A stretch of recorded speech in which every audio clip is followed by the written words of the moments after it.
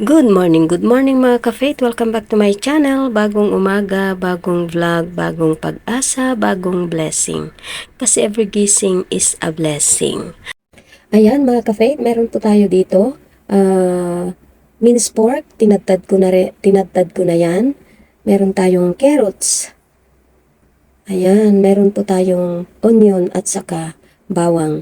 Dahil ngayon po ay naisipan kong gumawa ng siumay, homemade siumay, dahil matagal na rin po tayong hindi kumain ng siumay, kaya naisipan kong gumawa mga ka-faith. So ayan, tatadtarin lang po natin ang lahat ng ating mga ingredients ng pinong-pino para sa ganun ay mas siksik kapag babalutin natin. Ayan. Ayan, tatadtarin lang po natin ng pinong-pino ang ating carrots. Para sa ganun, ay mas madali din maluto kapag pino ang pagkatadtad ng ating carrots. Ayan, okay na yung tinadtad natin na carrots, kaya ilagay na natin sa ating minced pork. Ang susunod na tadtarin natin ay yung onion mga ka-faith at saka yung bawang. Ayan, keep on watching mga ka-faith.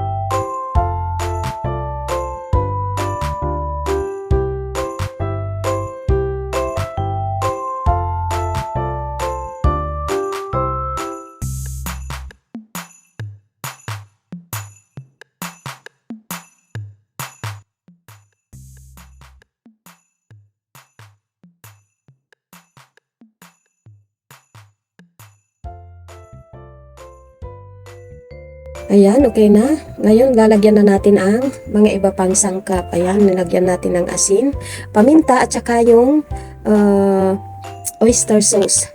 Para sa ganun, dagdag dinamnam mga ka-faith. At lalagyan din natin ng itlog para ito yung mang-hold sa ating karne at mga ingredients. So, ayan. Next, halo-haloin lang natin. Para sa ganun ay makombine yung mga ingredients sa ating karne. Ay, may nakalimutan pala akong nilagay. Mamaya na ang parsley. Ayan, masarap din yung parsley. Ayan, ito na. Pampabango sa ating gagawing siumay ang parsley. Kaya ayan, ito na, tatadtarin na natin at saka ihalo natin sa ating gagawing homemade siumay mga ka-faith. Kasi masarap po yan. Gustong gusto ko yung parsley na mailagay sa mga niluluto kong pagkain. Ayan. So, ayan, halo-haloin lang po natin at dadagdagan din natin ng sesame oil dahil masarap din ito at mabango. Ayan. Ngayon po ay magbabalot na po tayo ng ating homemade siumay. Ayan, malalaki po yung wrappers na nabili ko mga ka-faith, kaya malalaki rin yung gagawin nating siumay. Ayan. Ayan, pisil-pisilin lang natin sa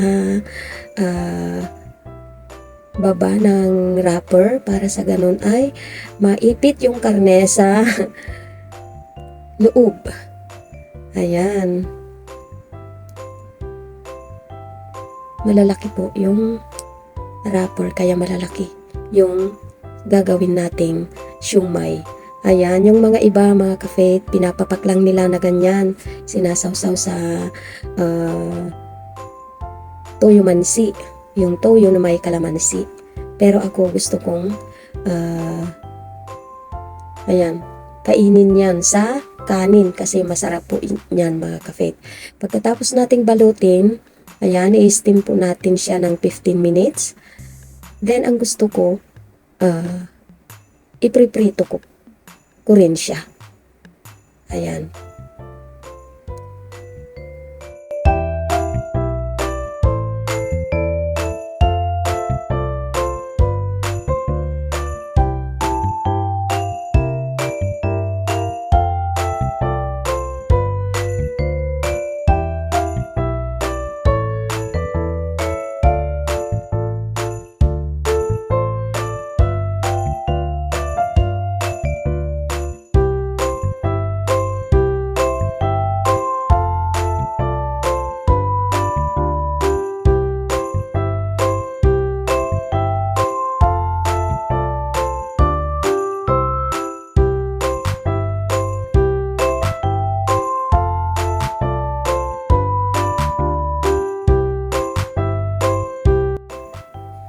Then, so ayan na po mga ka-faith, hindi ko na po naipakita sa inyo nung in-steam ko, pero in-steam ko lang po siya ng 15 minutes, ayan.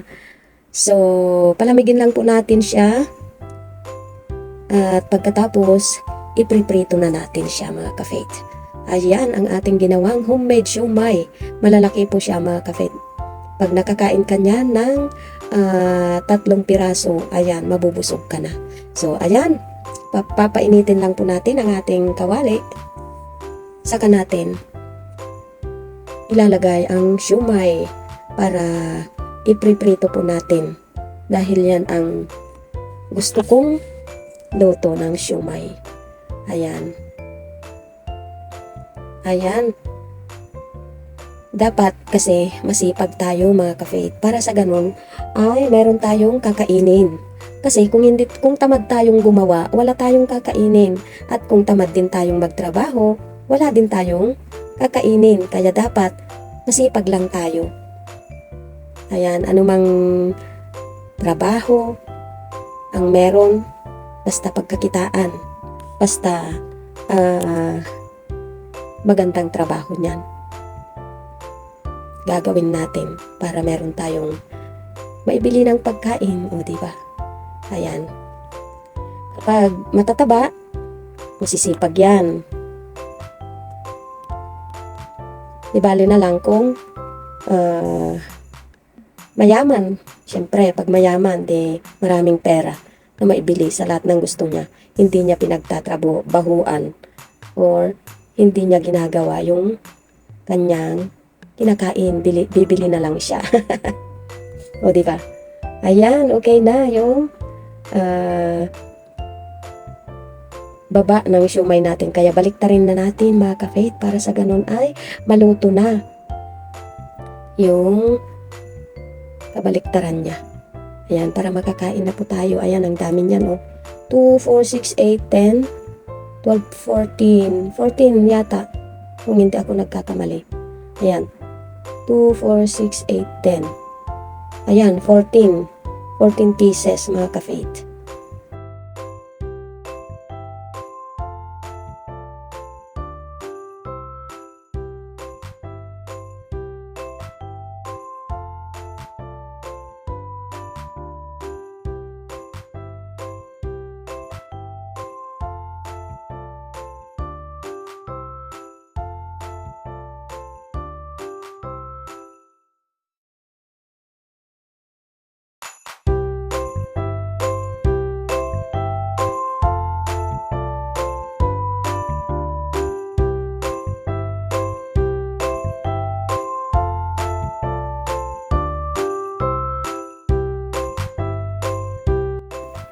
So, ayan, okay na siya. Luto na. Ayan, okay na yan. So,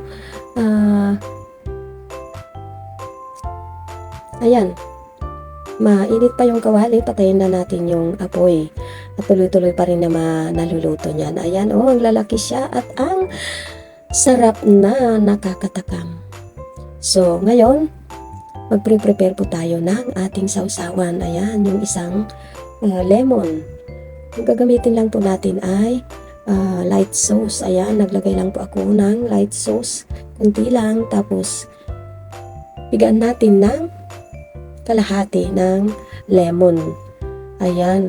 Mas masarap sana mga ka-faith kung meron po tayong kalamansi.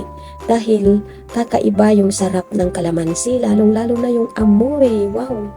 Napakasarap. Nakakaenggan yung kumain kapag naaamoy mo pa lang yung kanyang amoy, yung aroma ng kalamansi mga ka-faith. Napakasarap.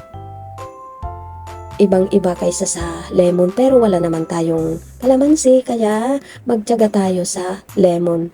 Ayan, ready na at ngayon ay kakain na po tayo. Ayan.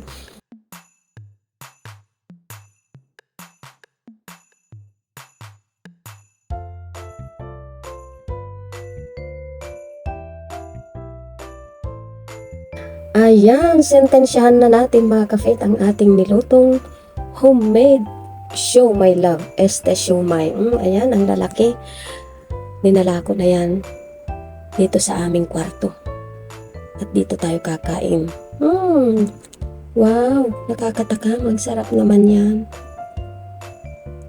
Ayan, may kutsara dyan pero hindi ko ginamit dahil gusto kong magkamay. Parang napakasarap kumain kapag nakakamay. Oy. Ayan. Kain na mga ka-faith. Ayan, itry nyong gumawa mga ka-faith. Madali lang pong gumawa kapag may wrapper. Ayan.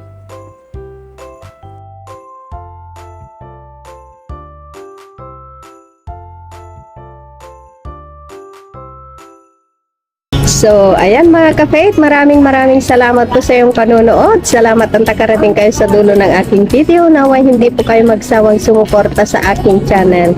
Ang katagang lagi kong iniiwan sa inyo, huwag tayong magtanim ng galit sa ating mga puso, kundi panatiliin ito ng pagmamahal upang mas lalo pa tayong daluyan ng pagpapala ng ating puong may kapal. Ingat-ingat po. Love you all. God bless.